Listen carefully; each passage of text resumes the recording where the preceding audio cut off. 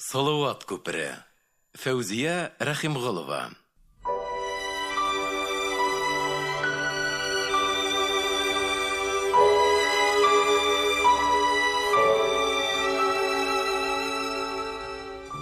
Бөтә гомерҙәрен фәҡирлектә уҙғарған әбей менән бабай үлер алдынан мөлдөрәшеп ҡарап торған ике бөртөк ҡыҙҙарына икеһе лә бер үк васыят әйтеп ҡалдырғандай.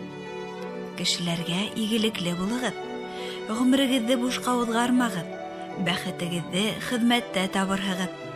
Ҡыҙҙар мәрхүм ата-әсәләренең васыяттарына тоғро булғандар. Тура килгәндә һәр саҡ кешеләргә ярҙам иткәндәр. Бер минутта эшһеҙ тормағандар. Көн һайын йылға буйҙарынан аҫыл таштар йыйып, ергә һеңешеп ултырған кескәй өйҙәр янына ташығандар ти. Йылдар үтүгә был таш өйөмө бейегәйгәндән-бейегәйә барған. Кешеләр: «Ниңә был аҡылһыҙ ҡыҙҙар аслы-туҡлы өйҙәренә файҙаһыҙға таш ташыйҙар икән?» тип уйлағандар. Әммә уларҙың ошо таштарҙан бик оҫта итеп ҡоймаҡ урғандарын күргәс, етем ҡыҙҙарҙың шундай аҡыллы эш уйлай алыуҙарына ғәжәпләнеп ҡуйғандар ти. Ҡоймалар өйөлөп бөткәс, ҡыҙҙар тирә-яҡ урмандарҙан емеш ағастарын ҡаҙып алып килеп, үҙҙәренең буласаҡ баҡсаларына ултыртҡандар. Аҫыл гөлдәрҙең урлыҡтарын йыйып сәскәндәр ти.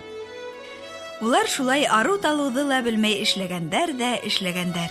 Я ҡаҙығандар, я түтәлдәргә һыу һипкәндәр, я ағас төптәрен йомшартҡандар икән. Бына бер саҡ ҡыҙҙарға үҙҙәренең ауыр хеҙмәтенән барлыҡҡа килгән бәхетте күреү көнө лә еткән. Баҡсала гөлдәр күҙҙең яуын алырлыҡ матур сәскәләр атҡан. Ағастар тулып бешкән емештәрен күтәрә алмай ергә эйелгән. Донъялағы бөтә һайрар ҡоштар да ошонда осоп килгән икән ти.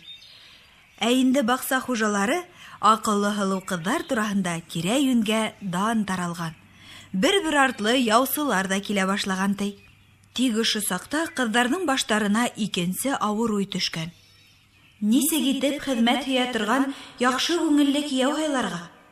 Ниңә ата-әсәй ошо хаҡта ла кәңәш биреп ҡалдырманы икән тип үкенгәндәр ди улар.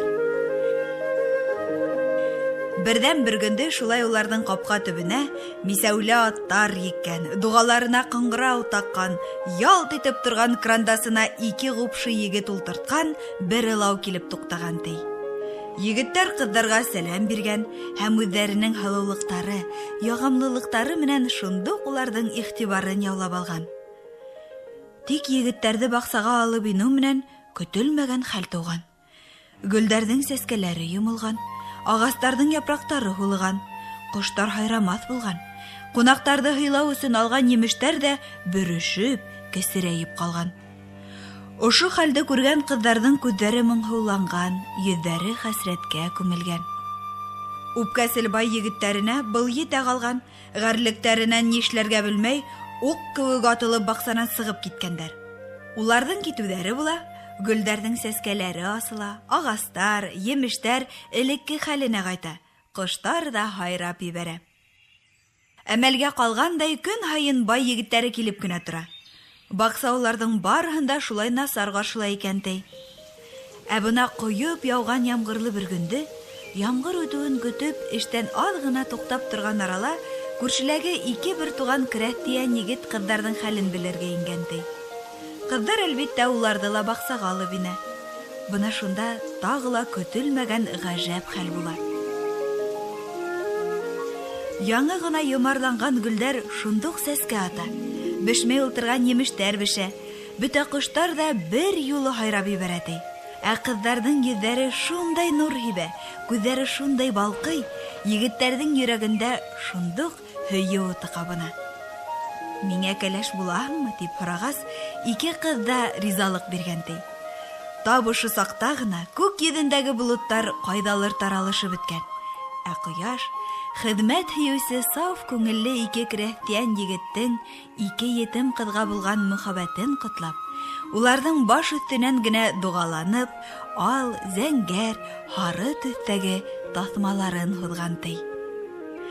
Бына ошо көндән башлап инде ямғыр артынан хеҙмәт кешеләрен ошолай ҡотлау ҡояштың ғәҙәтенә инеп киткән ти. Ә халыҡ уны яратып, үҙенсә Салауат күпере тип атаған ти.